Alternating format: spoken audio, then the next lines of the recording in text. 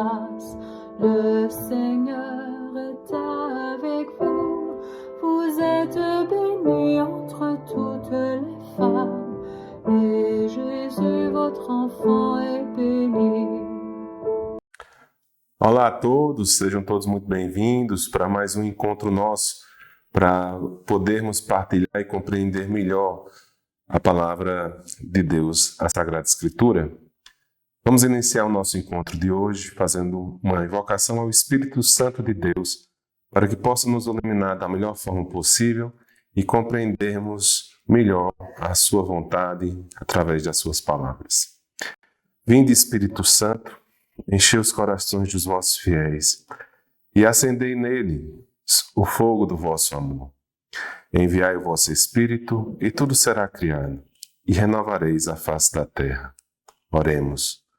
Ó Deus, que instruíste os corações dos vossos fiéis, com a luz do Espírito Santo, fazei que apreciemos retamente todas as coisas, segundo o mesmo Espírito, e gozemos sempre de sua consolação, por Cristo, Senhor nosso. Amém.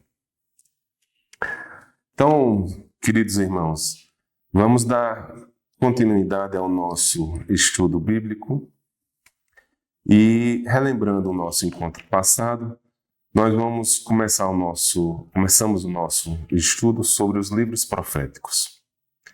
Relembrando um pouquinho, os livros proféticos, como se encontra na nossa Bíblia, fazem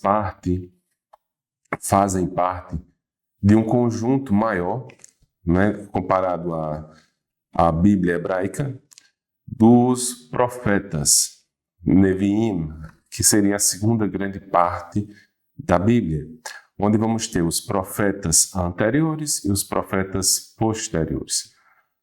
Os profetas anteriores correspondem aos nossos livros históricos, que vai então desde Josué até 2 Reis, e o que nós vamos denominar de livros proféticos na nossa distribuição da nossa Bíblia serão exatamente os profetas posteriores. Desses profetas posteriores, vamos ter uma quantidade menor de livros que tem um maior volume, que serão os profetas maiores, e vamos ter os livros de profetas que vão apresentar um menor volume de texto e vão ser chamados de profetas menores, ou os 12 profetas menores.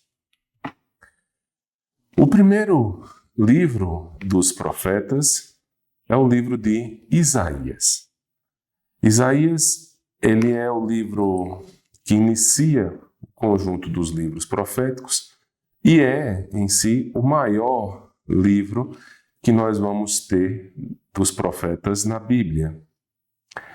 Tem uns dados interessantes sobre esse livro. Ele foi mais ou menos no início do século passado, mais ou menos na região entre o Mar da Galileia e Jerusalém, numa região chamada de Qumran, foram encontrados alguns rolos antigos que datam desde 200, mais ou menos, anos antes de Cristo até mais ou menos 100 anos depois de Cristo. Esse conjunto de materiais escritos judaicos tinha uma grande diversidade, desde questões mais voltadas à parte do dia a dia, do cotidiano, como também há alguns livros importantes da Bíblia.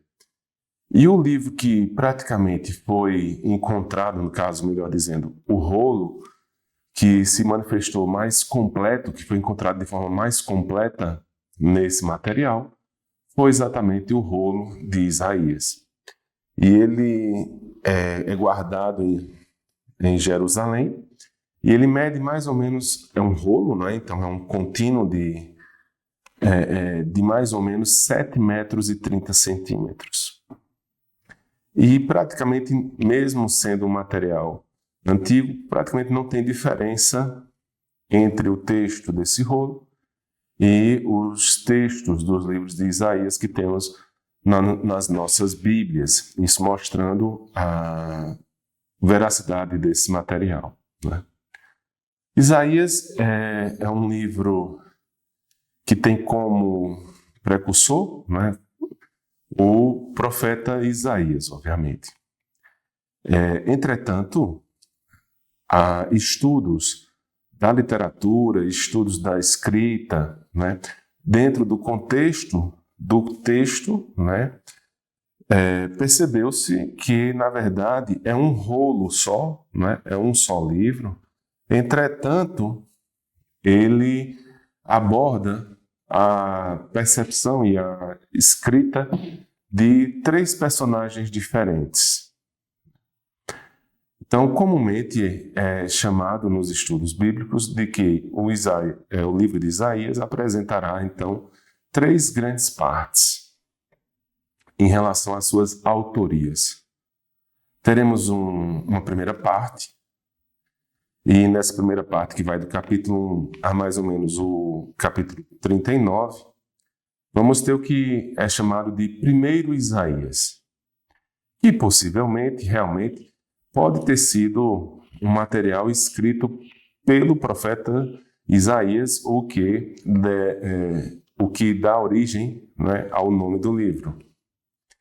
Existe, do capítulo 40 ao 55, uma mudança de texto, né, de forma de escrita, de conteúdo, que faz com que fosse essa parte de 40 a 55 classificado como o segundo Isaías. E, por fim, já no final, os últimos capítulos, 10 capítulos, de 56 a 66, nós vamos nos encontrar com o terceiro Isaías. Então, na verdade, é um livro único, mas que apresenta 3 possíveis autores distintos que irão atuar, cada um dentro do seu contexto, com um objetivo e com uma dinâmica própria, né?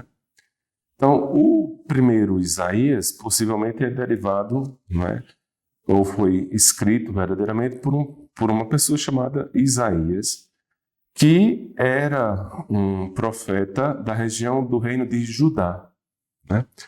E ele, conhecedor bem de toda a dinâmica de Jerusalém. Possivelmente ele era casado, isso é comentado no início do livro de Isaías, por isso que a gente está abordando, né? A sua esposa era também conhecida como uma profetisa, embora não seja relatado o nome dela, e ele que foi também pai de 2 filhos com nomes simbólicos, né?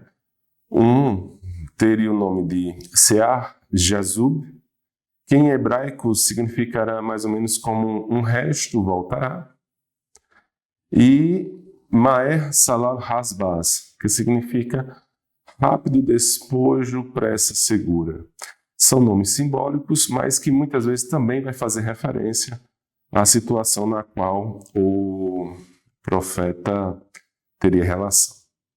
No capítulo 14 de 2 Reis, aparenta-se que o profeta Isaías tenha sido sobrinho do rei Amazias, né? Então ele era conhecido possivelmente por ter esse acesso ao rei. E percebemos que na dinâmica, como a gente tinha comentado, sempre teria, né, na dinâmica dos livros proféticos, um profeta, um sacerdote e um rei, ou seja, teria essas dinâmicas, né? E muitas das vezes o profeta ele seria um agente crítico da atuação do povo ou da atuação de um rei. Possivelmente, esse primeiro Isaías ele tinha um contato maior com o reinado, né? Maior contato com o rei, e muito desse início dessa parte da profecia de Isaías se diz também em relação às críticas como profeta em relação às infidelidades também, não só do povo, mas do rei também. esse primeiro Isaías, ele entra dentro de um contexto exatamente na porção histórica antes do exílio da Babilônia.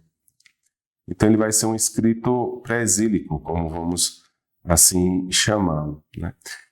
E nesse contexto, a maioria das dinâmicas do evento pré-exílico é uma crítica à situação de infidelidade do povo, né?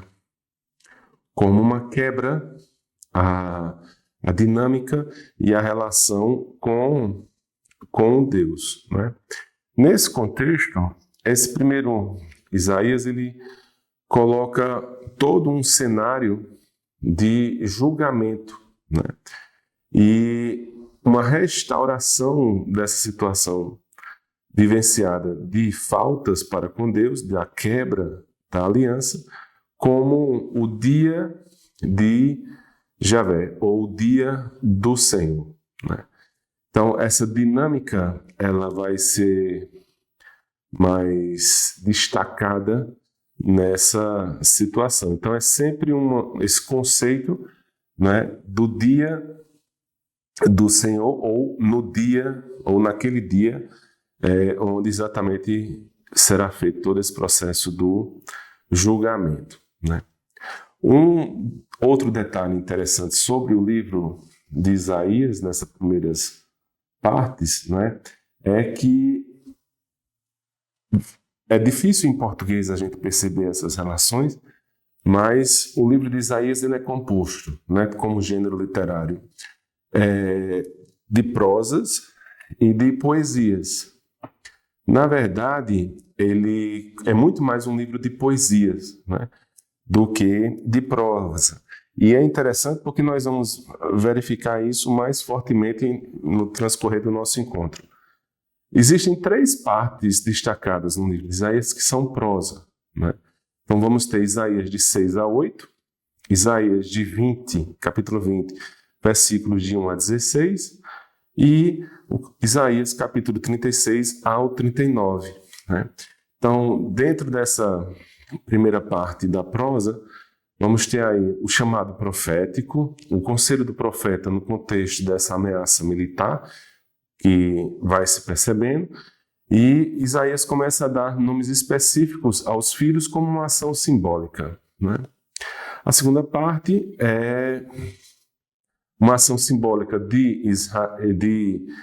Isaías pregando despido, e a terceira parte é o conselho do profeta em um contexto de uma ameaça militar.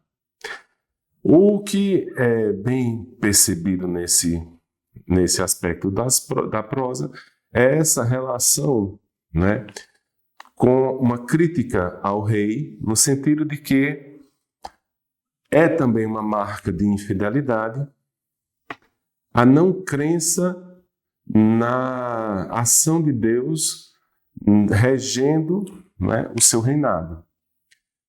O contexto histórico aqui apresenta sempre essa questão das batalhas e das guerras pelas regiões, e muitas das vezes o rei presente nessa dinâmica desse primeiro Isaías, ele acredita muito na força humana, né?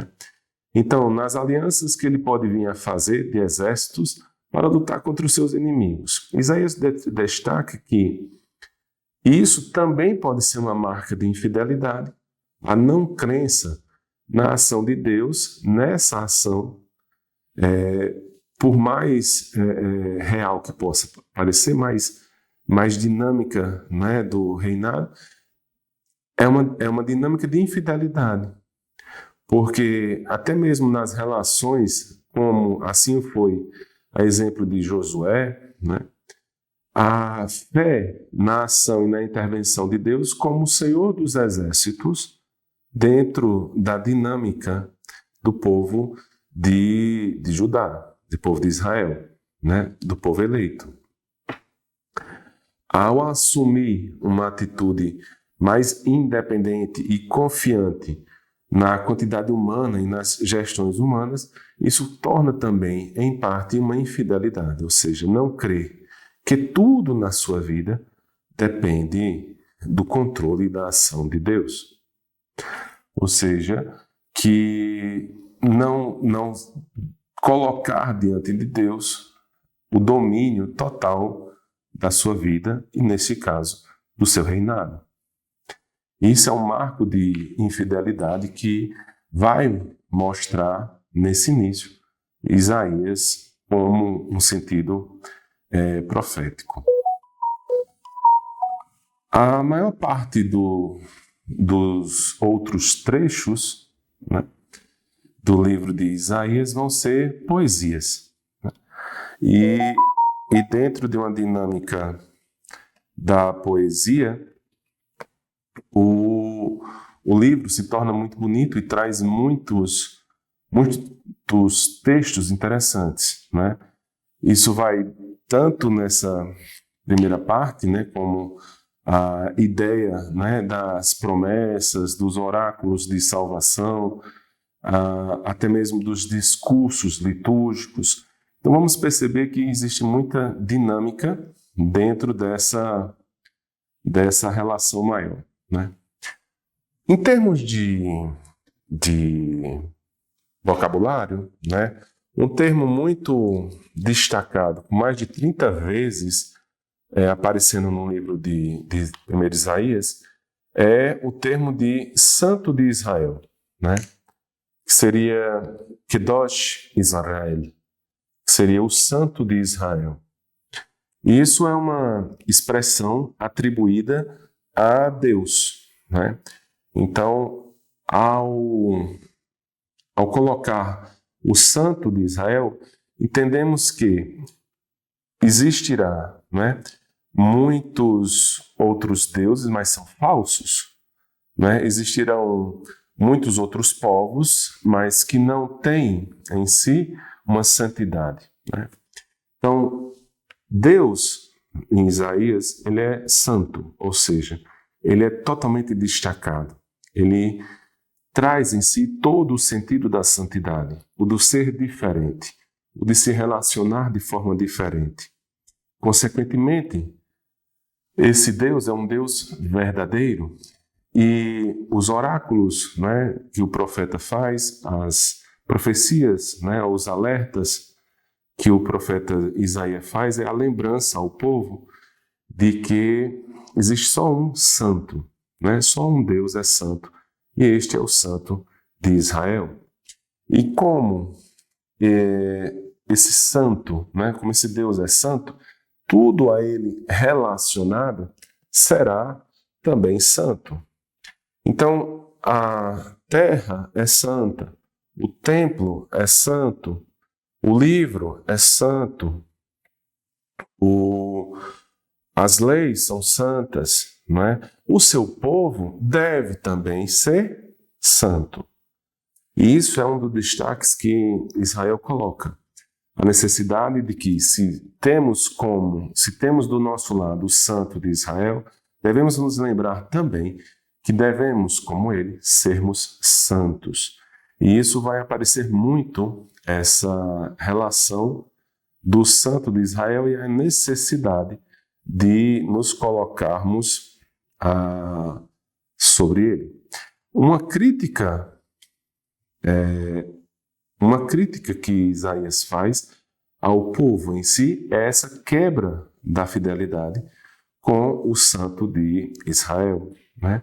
Através da não crença, através de desvios, né, de relação para com ele, seja com o acréscimo de cultuar outros deuses, né, e mais especificamente outros deuses que fazem parte do contexto do povo de Canaã.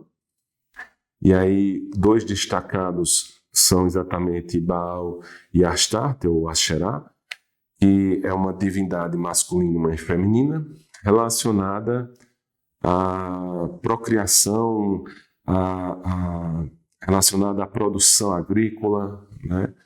Então, muitas das vezes as pessoas permaneciam com a fé em Deus, mas, entretanto, fazia hábitos comuns de ir em casa ou em alguns detalhes para para ter a chuva, né? Que Baal seria o deus também da chuva, para a agricultura, para a produção dos animais, fazer hábitos de cultos, não é? Para esses outros deuses. E isso quebra um conceito importante que nós vimos lá na Torá, né? No Pentateuco, o mecanismo de liturgia, né? Como devemos viver uma relação cultual com o nosso Deus, uma relação de vida, né? De trabalho, pensando nessa dinâmica com o nosso Deus, no nosso dia a dia. E isso, o profeta, ele faz uma crítica ferrenha a esse processo de início, né? Um outro detalhe importante também, que Isaías critica muito fortemente, é o aspecto moral, né? No caso, relacionado à situação de um culto vazio, né? Então, geralmente, no capítulo 1, nos primeiros versículos, ele vai destacar exatamente essa questão de que, muitas das vezes, as pessoas vivem uma religião de aparência, né? Uma religião de performance, com uma mentalidade pagã, né? Geralmente, uma situação no qual é uma prática religiosa exteriorizada, né? Então se presta cultos de sacrifícios, né? De animais, o que seja, né? Mas sai da boca do profeta a crítica de Deus a esse tipo de prática, né? Quando é destacado que muitos fazem muitos sacrifícios externos, né? Então, no texto a gente pode observar, não é? Quanto de sangue já foi derramado, quanto de carne que já foi queimada. Mas isso tudo é externo. Mas internamente, como se encontra esse povo? Então, a crítica que Isaías faz nesse início é exatamente a essa religião vazia, né? Uma religião de aparência, uma religião que é baseada no fato de que eu tenho mais condições, eu posso me mostrar mais, posso fazer mais culto, posso fazer isso, posso fazer aquilo.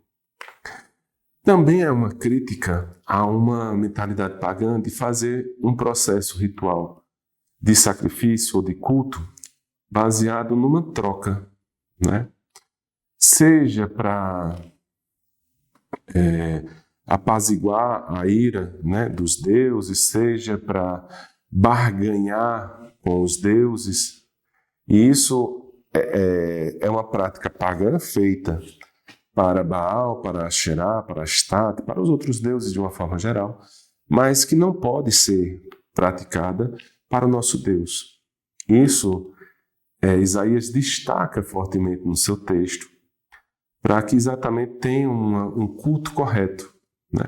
E que essa mentalidade de se fazer algo em troca de algo, né? Ou seja, eu faço isso para ganhar isso não é aceitável numa relação com o nosso Deus. Eu queria dar uma parada aqui nesse contexto só para a gente poder refletir. O quanto esse texto inicial do primeiro Isaías nos toca também, não é? O quanto nós estamos vivendo essa religião de aparência, né? Essa religião de performance, né? O quanto eu faço disso, o quanto eu faço daquilo, olhem como eu sou virtuoso, né? Eu dou esmola, eu faço isso, eu faço aquilo, eu contribuo na igreja, mas o quanto isso é de aparência?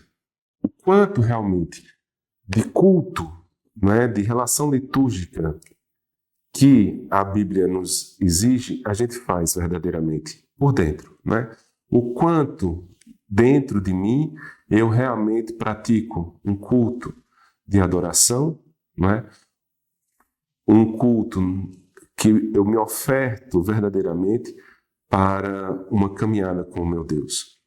Isso é um ponto interessante, já percebendo que a função do profeta, e isso uma leitura bíblica faz sempre esse processo interessante, de trazer essa realidade para o nosso dia a dia, né?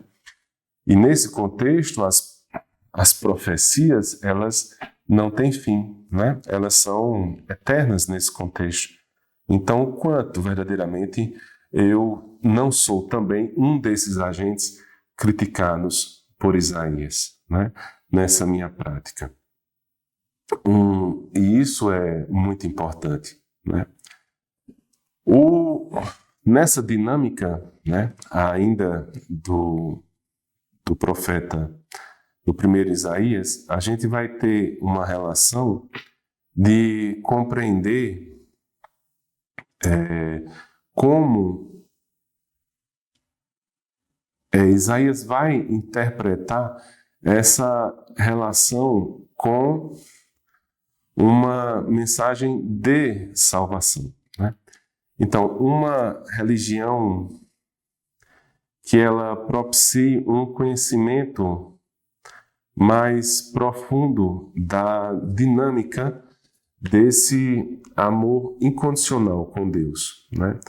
Então, Deus tem esse amor incondicional conosco, e nesse primeiro Isaías surge um nome muito marcante, que é uma figura de Emmanuel, né?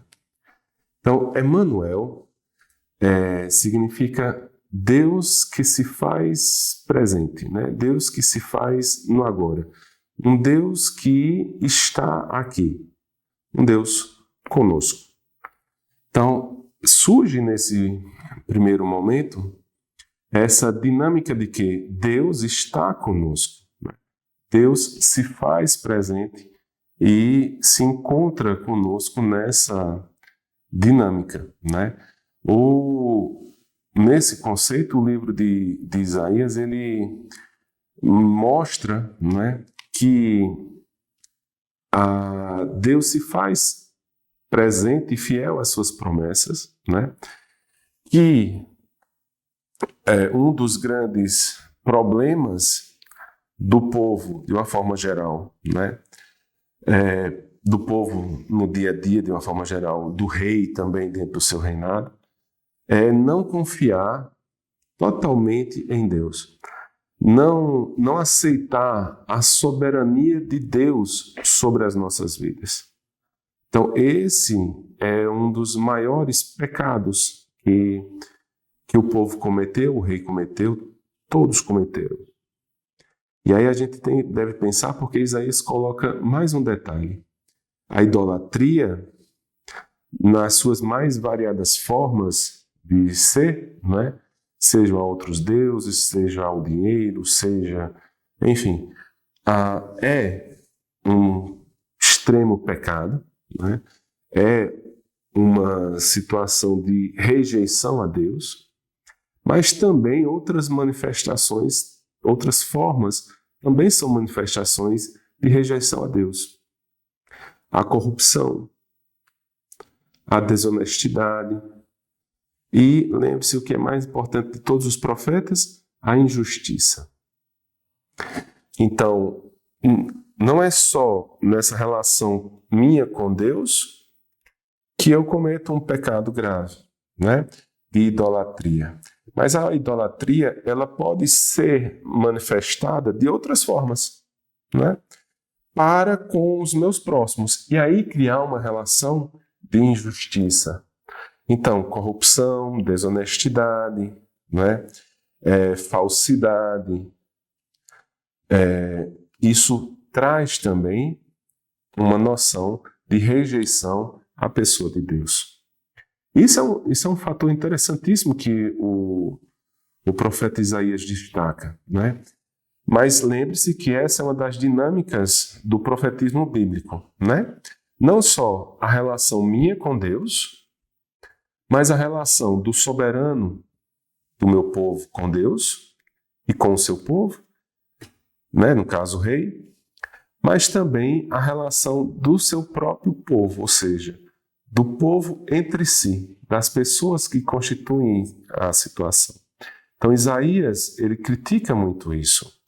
E ele nos ensina, né, como um profeta, como uma boca de Deus, ou seja, como aquele que fala, né, o que Deus deseja, porque a boca ela se move, sai o som, mas na verdade existe algo por trás a controlando. Então o profeta recebe essa terminologia de boca de Deus no sentido de que não é ele, não é a opinião dele, né? Não é o desejo e a vontade de Deus que é manifestada na fala do profeta. Então, essa situação histórica na qual se encontrava o primeiro Isaías foi, na verdade, uma situação no qual, consequentemente, levaria ao castigo divino, né? A situação da destruição de Jerusalém, com consequente exílio. Então, era um caminhar, né, lógico do povo. Então, isso é uma profecia, né?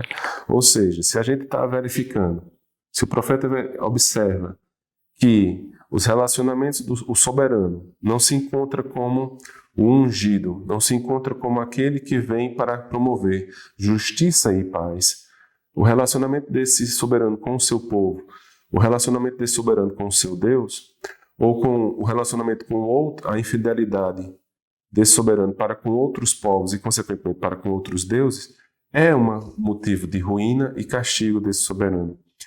O relacionamento das pessoas entre si, né, das injustiças, das opressões, das maldades, também é um motivo de castigo e de injustiça.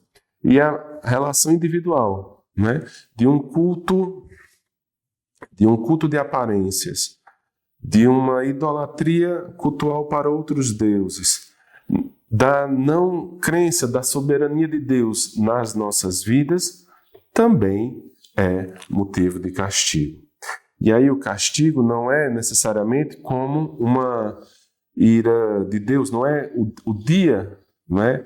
O dia do Senhor não é necessariamente um dia do castigo em si, no sentido de que Deus vem no sentido de castigar, né, de maltratar, mas é só uma marca para identificar que naquele dia chegou a plenitude de uma situação de desgraça na qual o povo vivenciava. E esse dia foi crescendo, foi se aproximando, na medida em que as pessoas iam tornando sua vida distante de Deus. Então a profecia se faz assim, a observação do agora, comparando isso com o juízo de Deus, né? Ou seja, com a forma de pensar, com a forma da vontade de Deus, com suas instruções, vendo o quanto isso é distante do que Deus deseja, e a lógica vai ser, naturalmente, no transcorrer desse fluxo de vida, a uma situação da chegada do dia do Senhor, a chegada da desgraça para o povo, que nesse caso se caracterizou basicamente pela destruição de Jerusalém, como do povo para o seu exílio, né? E nesse contexto tem mais uma situação que é interessante, uma outra terminologia que é o resto do povo eleito, né? Então essa linguajar indica que o profeta traz dentro dessa percepção as pessoas que permaneceram fiéis, né, à vontade de Deus. Apesar de tudo, essas pessoas elas mantiveram-se fiéis à vontade de Deus, e isso é o que vai dar essa grande característica, né, do seu povo em si, né? Então, a dinâmica desse primeiro Isaías perpassa por essa relação, né? E aí a gente vai adentrando num outro processo de abordagem agora, que a gente chega no segundo Isaías, né? Ou Deutero Isaías. Esse trecho possivelmente não tem uma autoria própria, não é? Mas, em contrapartida, é um texto que possivelmente, pela ideia, né, teológica, pela dinâmica do livro, pode ser atribuído a um discípulo de Isaías, né? Então, muitos autores vão comentar, né, muitos estudiosos bíblicos vão comentar que o livro de Isaías é feito por Isaías e sua escola teológica, né? Então, o segundo Isaías possivelmente é um discípulo de Isaías, mas que já se encontrava dentro da comunidade no cativeiro da Babilônia. Então, o tema e o contexto do livro já mudam, né? Porque ele aborda agora as condições de vida no exílio, né? E nesse caso, nesse segundo Isaías, né, ele muda um pouco a dinâmica e a ideia, né, do livro para um objetivo de trazer, né, o povo novamente a uma esperança, né, de Deus agora, no sentido de apresentar uma recuperação, né, na tentativa de mostrar que Deus permanece fiel ao seu povo. Entretanto, foi o povo que não foi fiel a Deus. Então, esse segundo Isaías, ele vai apresentar uma percepção, né, de que há necessidade do povo retornar para a relação com Deus, né? E aí a gente tem uma figura muito interessante, né, nesse processo, que é um Deus mais próximo, mas a ideia do servo do Senhor, não é? Um personagem interessante dentro desse texto. E dentro desse segundo Isaías, a gente vai ter 4 passagens, né, 4 partes, que vão ser chamados dos cânticos do servo, né? Então, vão ser cânticos, né, vão ser praticamente uma poesia, mas que vai refletir 4 características interessantes a respeito da figura do servo do Senhor, né? O início do contexto desse livro é trazer a percepção de que esse povo se encontrava, né, exilado, à semelhança de quando se encontrava no Egito, né, lá na época do Moisés, né? Então, muitas vezes é relembrar, né, a ideia de que, pela tradição, né, geralmente há essa desgraça, houve esse exílio, mas com certeza esse exílio vem para promover uma purificação do povo. E nesse contexto existirá então também uma ação de êxodo, né? Então haverá um novo êxodo, uma nova relação, no qual a esperança, né, o povo pode permanecer como uma esperança para o retorno desse povo à sua terra santa. Então, a mensagem de Isaías 2, ou do segundo Isaías, é exatamente ser uma mensagem de esperança, né, para o povo que se coloca nessa situação de exilado, numa situação de humilhado, né, de sofredor, e que Deus, nesse contexto, aceita essa condição como uma penitência, né? Então, é um momento no qual o povo é penitente, se encontra numa condição de penitente e que, com certeza, Deus aceita essa penitência e promoverá o retorno do povo à sua terra. Então, esse é um primeiro grande detalhe. Um outro processo importante é que Isaías, segundo Isaías, ele coloca uma dimensão de que retorna a ideia do Deus Criador. Então, se nós cremos no Deus Criador, todos os outros deuses são falsos, porque só existe um único Deus verdadeiro, né? Então, todos os outros deuses e todas as outras formas de divindades são, na verdade, pagãs, são, na verdade, falsas. Só irá existir um único Deus verdadeiro. E por isso ele até aborda no capítulo 40 e 46, de que os outros deuses são feitos de madeira, são feitos de metal. Então veja, vocês fizeram esses deuses. Esses deuses são falsos. Só um Deus é verdadeiro.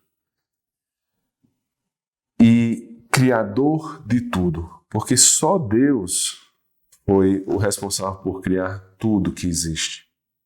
Então essa é uma ideia, uma dinâmica, uma teologia importante, porque se assim nós acreditarmos, né, percebemos que o nosso Deus, então, não é um Deus derrotado, né, como a situação de exílio poderia propiciar. Na verdade, Deus, ele aceita a situação como uma penitência e purificação do povo. Que, na verdade, essa aparente derrota é, na verdade, mais uma vez, uma condição para Deus mostrar o seu poder. O seu poder e indo mais além, né? De que ele não é só o Deus criador de tudo que existe, mas também, como ele fez no êxodo do Egito, ele fará o êxodo da Babilônia. E, mais uma vez, chamará como agente, não só necessariamente, pessoas do seu povo, mas chamará, para mostrar o seu poder, outros, né, do outro povo. E assim entra a figura do Ciro. O Ciro, que era do Persa, né, do Império Persa, que foi o grande libertador do povo da Babilônia, é compreendido então pelo profeta, segundo Isaías, como uma forma, né, de mostrar de que ele será também um servo de Deus, mesmo não sendo do seu povo, mesmo tendo uma outra religião. As outras religiões, como são falsas, e como Deus é o Deus da história, ele é o Deus de todos. E ele tem o poder sobre todos. Então ele se utilizará de outros, né, como no caso do Ciro, para promover o seu desejo, para promover a sua ação. Então, segundo Isaías, ele vê nessa situação exílica uma potente forma, né, de Deus mostrar a grandiosidade do seu poder. Não só sobre o domínio e o controle de Israel, como poderíamos pensar antes, mas, na verdade, sobre todos e sobre todas as nações e sobre todos os impérios. Deus é um Deus que controla todos, é um Deus de todos. Não existirá nenhum outro Deus. Não só não existirá no sentido de que possa combater, mas não existirá porque não existirá. É assim que aborda segundo Isaías, ou seja, não existem outros deuses. Então, na verdade, só existe Deus.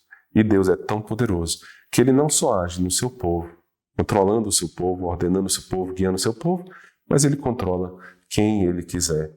E assim, ele pode escolher um rei persa para libertar o seu povo. E isso para mostrar de que a situação dos castigos que o povo, do castigo do exílio que o povo está passando, foi consequência das suas atitudes, foi consequência dos seus atos, mas como Deus é o Deus da história, né, o Senhor de toda a história, ele também anuncia a salvação para todos aqueles que tiverem fé na ação de qualquer pessoa no mundo. Não existe soberano maior do que Deus. Então essa é uma dinâmica interessante que o segundo Isaías nos coloca, né? Então essa ordenação, né, ela mostra, né, segundo Isaías, que na verdade nesse casamento, né, ofertado entre Deus e o seu povo, não houve um divórcio de verdade, né? Pois Deus sempre se permanece fiel à sua aliança. E, percebendo mais uma vez o clamor do seu povo, ele promoverá a justiça e a paz. E isso é mostrado nessa dinâmica, né? E o servo do Senhor, ele vai ser exatamente esses períodos, né, ou esses trechos utilizados numa forma de canto, né, numa forma dinâmica de artística também, de abordagem, né? São 4 cânticos, né, que vão ficar entre os capítulos 40 e 53. Temos um primeiro cântico que vai de Isaías 42, capítulo 42, versículo de 1 a 9. Depois temos um segundo cântico que vai de Isaías 49, capítulo 49, versículos de 1 a 13. Isaías, capítulo 50, versículos de 4 a 11. E Isaías, capítulo 52, os versículos que vão, versículo 13 e o capítulo 53, versículo 12. Né? Então, esse último, né, essa palavra de servo, no segundo Isaías, aparece 20 vezes, né, mostrando essa relação importante, né, de servo, que em hebraico é Eved, né, Eved. Então, essa relação de escravidão. O último cântico, se vocês puderem dar uma lida rápida, né? Vou dar um tempinho só para a gente poder dar uma continuidade e a gente observar uma situação importante, tá bom? Então vai lá no capítulo 52, versículo 13 a 15 e capítulo 53, do versículo 1 ao versículo 12, ok? Então vai lá rapidinho, faça a leitura desse trecho e aí volta para a gente entender uma situação muito interessante da escrita hebraica. Muito bem. Então viram lá? É um trecho interessante, né? Ele vai se apresentar como uma poesia e aí tem uma dinâmica que é interessante. Olha só, eu queria que vocês até destacassem.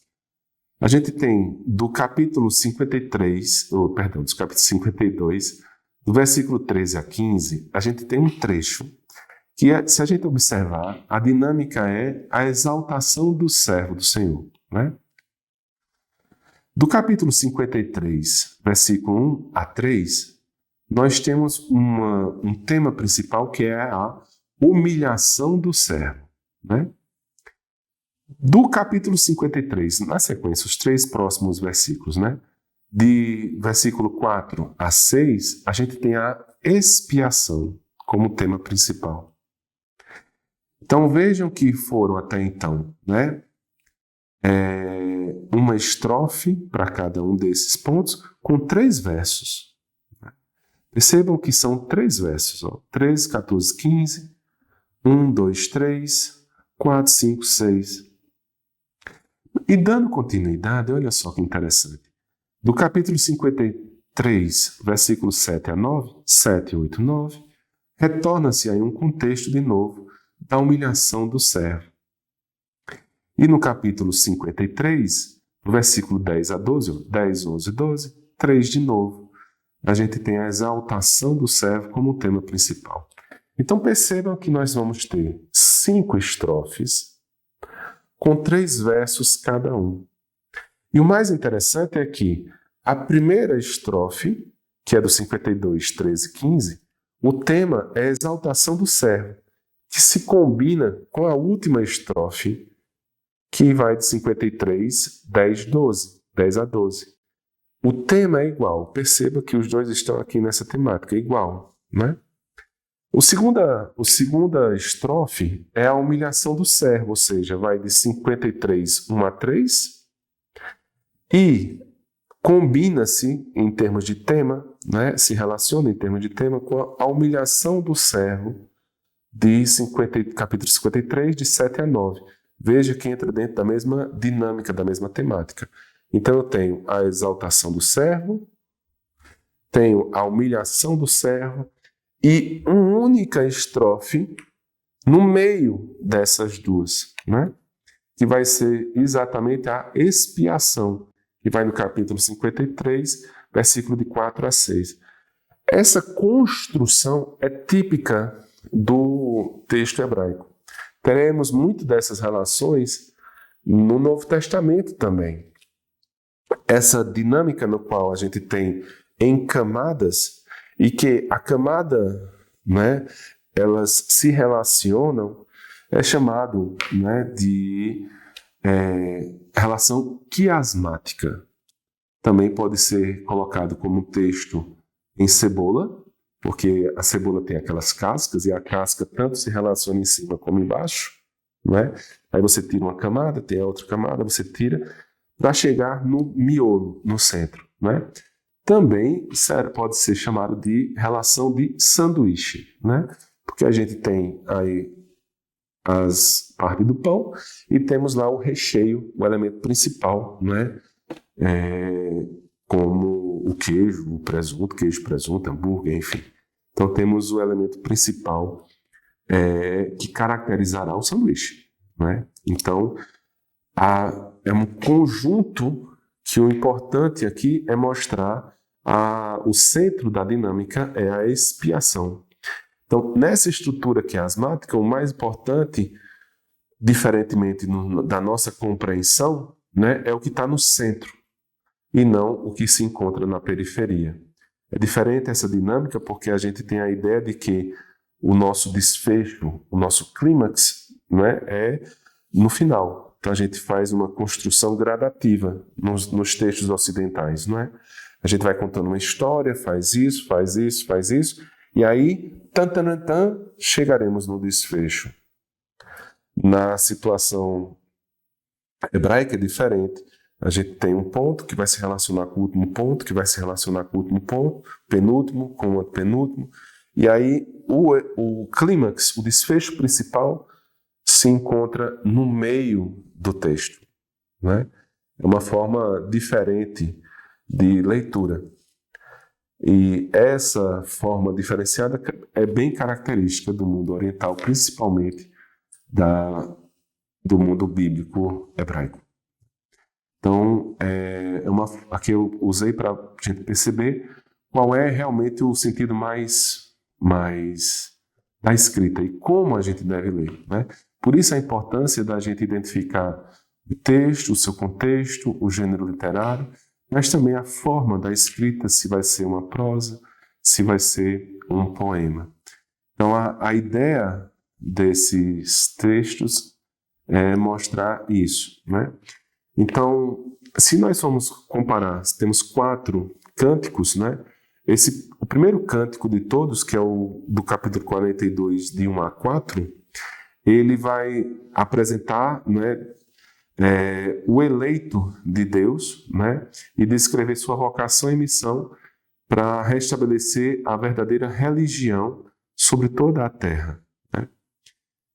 Dentro de uma visão local, né? Dentro do texto, no seu contexto imediato, esse primeiro canto poderia falar, né? Alguns biblistas comentam que poderia falar abordar sobre Ciro, né? As vitórias dele, né? Os sinais como são sinais de esperança da ação e do controle de Deus sobre a história. O segundo cântico, que é o do capítulo 49, de 1 a 6, o próprio servo apresenta a sua eleição, a sua função de pregador e as dificuldades que vai se encontrar no seu ministério. A tarefa desse servo de Deus agora é reunir Israel e ser o mediador dos homens, né? Então, esse trecho pode estar especificamente falando não só de uma pessoa especificamente, né? Mas pode estar falando do resto fiel, né? Ou seja, aquela quantidade do povo que permaneceu fiel, né? Dentro da aliança com Deus. Nesse contexto, se eleva aí as tribos de Jacó, né? Dentro do texto. O terceiro cântico, ele vai descrever a missão do servo. Então ele vai do capítulo 50, versículo 4 a 9. Nesse terceiro cântico, segundo Isaías, pode estar falando de si mesmo, né? Ou seja, como ele foi desprezado, ele colocou toda a sua confiança em Deus e que esse Deus não vai abandonar, né? E o quarto trecho, que foi esse último que a gente destacou mais, né? Ele é o mais importante dos cânticos porque ele vai descrever os sofrimentos e a morte expiatória do servo inocente. Num contexto imediato, esse cântico ele pode significar, segundo o profeta, né, o resto de Israel, ou seja, aquele povo que a humilhação promovida sobre eles vai promover a salvação sobre todo o povo. É uma dinâmica. Poderia também mostrar a relação da família real que se encontra no exílio, né? Então, poderia ser determinado dessa forma. Mas qual é a forma que poderíamos analisar, não dentro de um contexto imediato, mas dentro de um senso, né, não literal, mas de um senso pleno, né? Essa percepção do senso pleno é uma percepção que foi dada à igreja, e é assim que a igreja compreende esses cânticos do servo, né, como o cântico, né, do servo do Senhor, e compreende, né, esses cânticos como a constituição de uma figura única, que seria esse servo de Javé, cuja a sua vida será a causa de salvação para o povo. Então, possivelmente, o profeta está sendo um oráculo de uma profecia na qual se destacará aí um ser, né, um personagem único, diferenciado. Então, esse primeiro cântico, ele vai apresentar o servo cuja missão se volta para os pobres, né, para os fracos, contra as injustiças. No segundo cântico, o servo ele vai ser humilhado, né? Ele vai sofrer, mas ele deve ser a aliança das nações. Então, sobre ele, todas as nações vão se unir. O terceiro cântico, ele descreve as perseguições que esse servo irá ter, mas que mesmo assim, esse servo deposita sobre Deus a sua confiança total. Apesar de tudo, o servo confia em Deus. E o quarto cântico mostrará o sacrifício do servo com a sua morte, mas que essa morte salvará a todos, né? Salvará uma multidão. Dessa forma, é interessante porque no transcorrer da história, pela iluminação do Espírito Santo, esse modo de ler os cânticos do servo foi a forma que o Espírito Santo iluminou a todos aqueles que no início constituíram a igreja. Então, desde o início da igreja, né? E isso se concretiza com os escritos evangélicos, principalmente de São Lucas, de colocar e identificar esse servo, né, de Isaías como a pessoa do nosso Senhor Jesus Cristo. É um cântico messiânico que coloca o nosso Senhor como o Cristo, como o Messias, esse servo de Isaías, né, da profecia de Isaías, né, e que, como servo, se coloca, né, para uma missão voltada para os sofredores, para os injustiçados, mas que também vai se manifestar, vai sofrer, será humilhado, mas que continuará depositando totalmente sua confiança na ação de Deus, como exemplo, e que colocará sua morte para salvar toda a humanidade, né? Então, esse quarto cântico, principalmente, ele, para mostrar essa relação, né? Se observarmos bem, na próxima sexta-feira, né, na celebração da Paixão, na Sexta-feira Santa, esse quarto cântico é a primeira leitura, né, na celebração da Paixão da Sexta-feira Santa. Porque assim compreende a Igreja de quem verdadeiramente se trata esse servo do Senhor, né? E nesse contexto é que devemos fazer a leitura desse livro, né, do segundo Isaías, né? O terceiro Isaías está já terminando.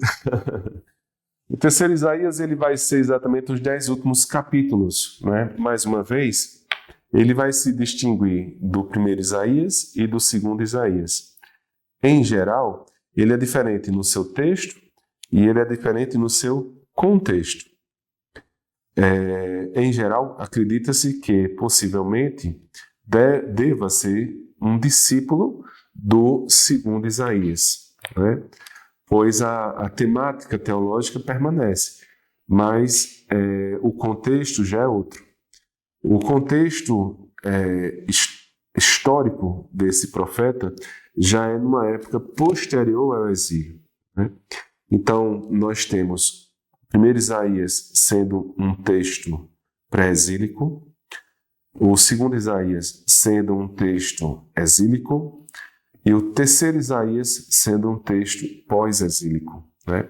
Então, nesse texto, ele já se encontra num período histórico de retorno, né, de Esdras e Neemias, ou seja, da reconstrução do templo, da reconstrução de Jerusalém, né?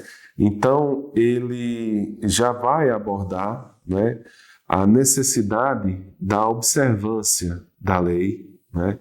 O combate ao sincretismo religioso, porque quando o povo retorna a Jerusalém, vai se encontrar mais uma vez nessa região um grande sincretismo religioso.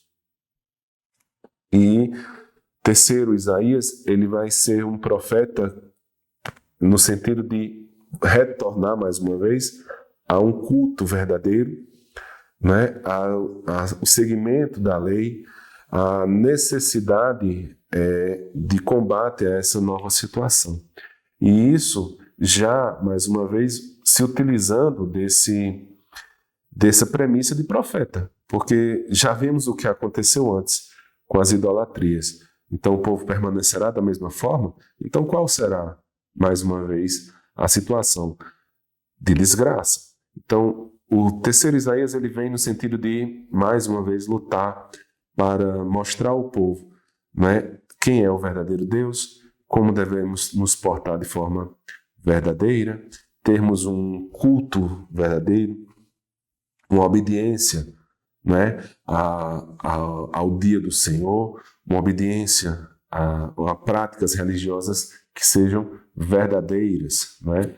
E tem um trecho final interessante também, que ele destaca, né? Se somos, de novo, se temos como Deus o Santo de Israel, essa santidade de Deus impregna tudo, né? Então, o monte será santo, a cidade será santo, e mais do que tudo, o povo é santo e deve ser santo. E o terceiro Isaías é muito importante porque vai ser a primeira vez que aprenderemos com a profecia de terceiro Isaías a nos referir a Deus como nosso Pai. Um Deus que é Emanuel, um Deus que envia um Messias, um servo que será totalmente entregue à necessidade de promover a justiça e a paz e a salvação. E também um Deus que é Pai. O livro de Isaías, na verdade, contempla 3 profetas, 3 textos, 3 contextos, mas que nos coloca diante de uma situação interessante. O que nos ensina, então, o livro de Isaías? Ele nos ensina que devemos ter uma forma de religião que seja verdadeira. Não para os outros, mas para mim, que me mude por dentro. De que adianta viver uma vida de religião de aparências? De que adianta fazer jejum, mas tenho ao meu lado alguém que passa fome? De que adianta uma vida de uma religião exteriorizada, mas não interiorizada? O pecado e a idolatria não só se manifestam na relação para com Deus, mas também na relação de injustiça, de corrupção, de mentira, de roubo, de enganação para os irmãos. Deus enviará, sim, um servo de Deus, que irá me ensinar como eu devo olhar para os injustiçados. Enviará um servo que dará sua própria vida pela salvação de todos nós, que terá plena fidelidade e confiança em Deus. Mas também, Isaías nos ensina de que esse Deus, na verdade, é nosso Pai. Isso é o que ensina o nosso livro do profeta Isaías. E compreendendo então, né, esses 3 em 1, que é o livro do profeta Isaías, compreendemos um pouco a dinâmica do que é o ser profeta bíblico, né? Esse ser que vai e permanece lutando pela verdade, né? Lutando pela justiça, lutando para que tenhamos sobre nossas ações um juízo de Deus em nossas vidas, para promover verdadeiramente a paz no nosso povo. E como Nossa Senhora, que é símbolo e exemplo também dessa doação, porque foi através dela que fomos anunciados a Emmanuel, que fomos anunciados ao Cristo, ao Messias, e que foi através dele que obtivemos a salvação. Como mãe de Deus e do nosso Senhor Jesus Cristo, ouçamos pedir também a ela para que possamos verdadeiramente compreender o texto do livro do profeta Isaías e também transformarmos nossa vida, nossa religião, nossa forma de ser. Ave Maria, cheia de graça, o Senhor é convosco. Bendita sois vós entre as mulheres, bendito é o fruto do vosso ventre, Jesus. Santa Maria, Mãe de Deus, rogai por nós, pecadores, agora e na hora de nossa morte. Amém. Maria, sede da sabedoria, rogai por nós.